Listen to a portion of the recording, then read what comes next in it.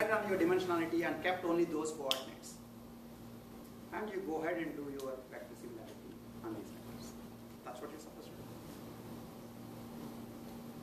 Okay? That's latent semantic indexing. Yes, what's the question? So, could you kindly, I didn't understand what is DFQ. No, so the idea is that, remember that there is a column corresponding to each document here. Okay? And so if I were to have a query, which is, a row corresponding to each document here. Okay? So if I were to put query as one more row, such that the rest of it basically is so big that adding this one more row didn't change anything, then that query basically would have also become an extra row here. Yes. And that would have gotten multiplied by this to come here. Yes. Yes. Okay, without knowing what it would have been in this space, I can come directly to here by just multiplying the 50,000 by TF.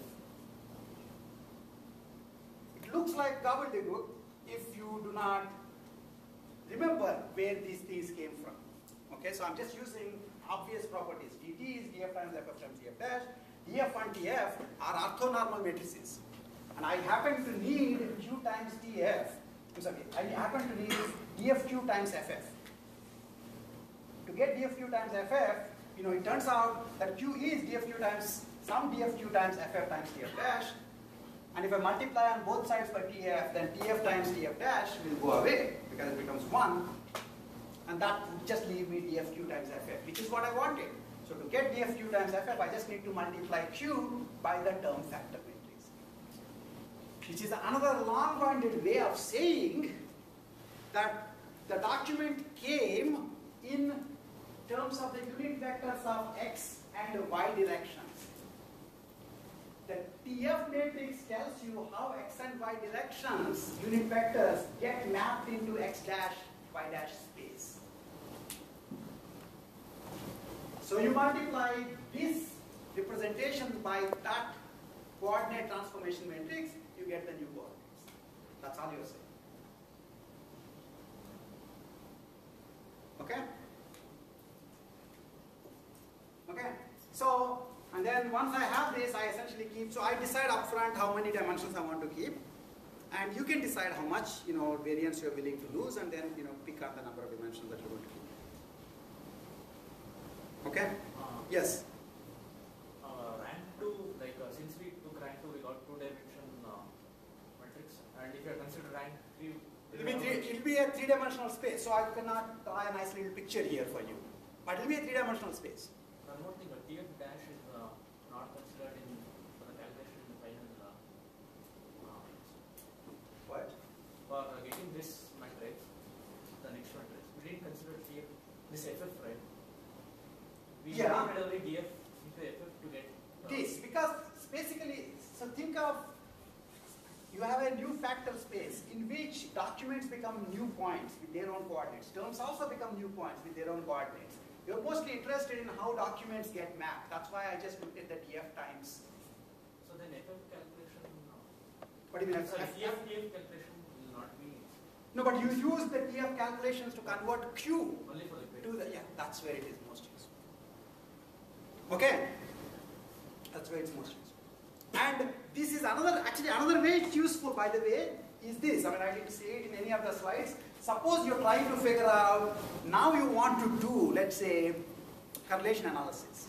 What is database closest to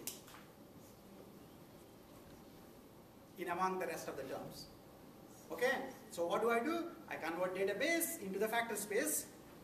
I convert every one of these terms into the factor space. Each of these terms become arbitrary vectors in the factor space. Now I compute the cosine theta similarity matrix and then rank them in the order of the cosine theta similarity. That will give you correlation analysis too. As I said, LSI will subsume correlation analysis. It does.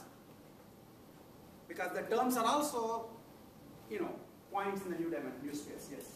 When you multiply Q by TF, is Q written as a row? Yeah, that you should make sure that, obviously, when you're multiplying two matrices, the inner dimensions have to agree. So, some of these things I wouldn't necessarily kill myself. Part of the reason I didn't want to write U, V, and sigma notation is because people tend to think of what is U, what is V, what is sigma. My way of looking at it is that matrices can't easily be multiplied unless their inner dimensions work out. Okay, you are going to have, it's very unlikely that you have documents, the number of documents is equal to the number of terms in any reasonable language. And so you think in terms of dt and dt, and you will know that which is the way to make it. Okay? Sir? Yes. So you showed us for the two-dimensional thing, and if we had plotted it in a three-dimensional space, the points would have looked a little more spread out. But if we compute the similarity again and try to rank them, relatively they would have been in the same... We don't know. Basically it depends. I mean, in general, the assumption is that if you take all the 6 dimensions, then you will just get the same similarity as in the original space. You take 5 dimensions, 4 dimensions, you are basically taking projections of these points onto certain hyper subspaces. Okay, and for example, in 3-dimensional space, I could have a point here and a point here. They're very far from each other. Okay, I project them onto this plane, they are basically the same point. So as I reduce dimensionality, some differences just go away. And so these 2 points, now you may say they are very different, far away from each other, but they may not be once you reduce the dimension. So all you can say is if in fact extra variance is caused by noise, when you are removing the additional variance, then the similarity that you capture would be the true similarity. Again, it's the same idea. What if, in fact, think about this. Suppose you're trying to capture the cosmic background radiation. Right? I mean, do people know this? I mean, the Big Bang theory and cosmic background radiation. And you're trying to capture it by having a nice bandpass filter, which only keeps the frequencies that your ear can hear. We would never have thought there was a Big Bang. In fact, the story of how people found, I mean, go back and look in Wikipedia, how people actually found about cosmic radiation is beautiful. There were these guys who were essentially cleaning the antenna because they were getting this extra noise. So they're cleaning it so that the noise will go away. And how much ever they tried, that noise wasn't going away. And so noise actually turns out to be the feature. Because without that feature, we would have missed the point that, in fact, this is a leftover radiation from the Big Bang. So again, it's the same thing. It's like, it's your perspective. If you think that additional variance is the feature rather than the bug, then when you reduce the dimensionality, you lost important variance. But most of the time, it's not like, the astronomers are not going to say, in fact, they were actually cleaning the antenna because they thought some bird sort of pooped on it. Okay, and so in fact, astronomers don't necessarily hope that more and more birds come and do their thing on the antennas so that there'll be more and more noise. Most of the time, they want to reduce the noise. But this was this beautiful serendipitous case where thankfully the noise didn't go away. Otherwise, we wouldn't have figured out. I mean, I would have figured out much later about background radiation. Okay, so when you are reducing dimensions, this is an issue. You always have it. It's the same thing. Like if suppose you're doing high frequency filter and you just happen to basically be listening to classical flute music, you would have nothing left mostly. Whereas if you are listening to Ringo Starr banging away on the drums, take away all the high frequency, don't take away the low frequency. Because you take away the low frequency, he starts sounding like the flute. Okay? So there is, you get the issue of how do you reduce dimensions is different from should you or should you not reduce dimensions. The bigger background theory is most of the time you are better off reducing high frequency noise in the in the sounds and high low variance dimensions in our data. Okay. So basically that's using of LSI.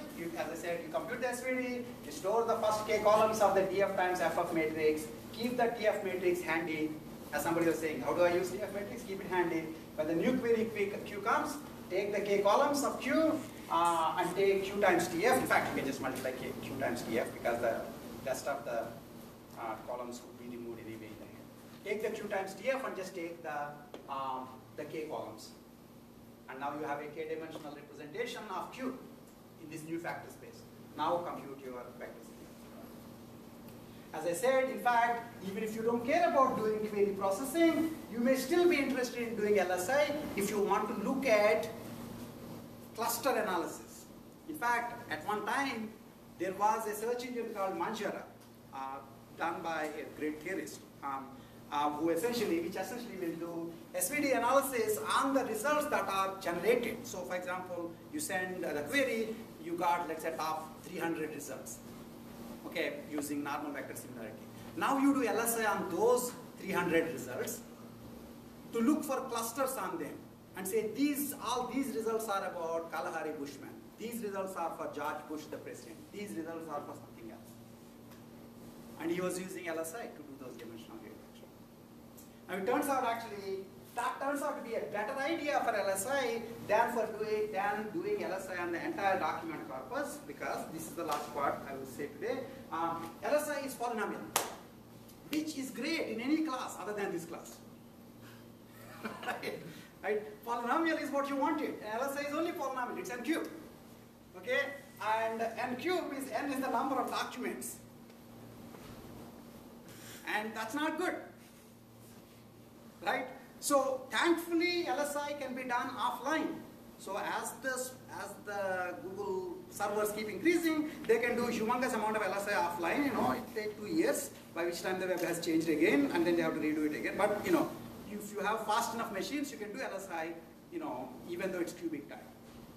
Most of the time they don't do, you know, most search engines don't do LSI as part of the basic ranking, because just n cube is humongous at the web scale. Okay, it's beautiful, beautiful theory. You would never, despite what you feel like right now, you will never regret knowing this. Okay, but Google doesn't use it. Right? But I will use it in this course multiple times, and you will get to understand this, because one of the more salient points of what you are dealing with. You know, you essentially just assume all terms are independently created. They're not. Okay. What we'll do is we'll go off today. I mean, you can do offline discussion, but think about this. Next class, come with questions. Okay. Preferably send me questions beforehand, so that I'll see. You know, don't worry about, you know, how stupid they are, because they're all stupid. I mean, it took me a while to figure that out. Okay, in the beginning, that'll be fine. So send me the questions beforehand, and then I will see what are the ones that are like popular questions, in the sense most people are suffering from it, and then I'll go through them. If I don't get any questions, then I realize that I've been blessed with a beautiful, rainy class, and I'll move on at double speed. Okay, thank you.